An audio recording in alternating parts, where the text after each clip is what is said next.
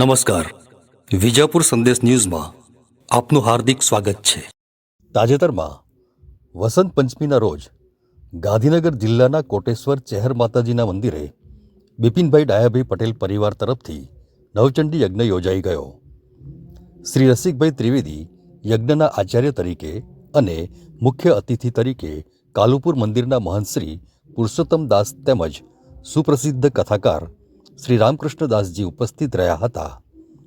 આ યજ્ઞ પૂજા વિધિમાં શ્રી ધર્મેશ પટેલ, ભરત પટેલ, મંદાકિનીબેન, સુનીતાબેન, બિપિન પટેલ અને જ્યોત્સનાબેન પટેલ વગેરે જોડાયા હતા.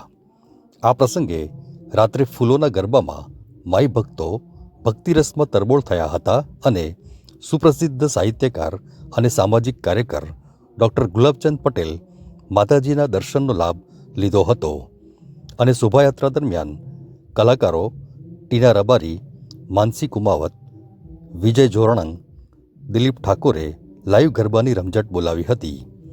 ભુવાજી શ્રી બાબુભાઈ, શ્રી સાગરભાઈ તેમજ શ્રી રમેશભાઈ પઢિયારની ઉપસ્થિતિમાં નવચંડી યજ્ઞ સંપન્ન થયો હતો.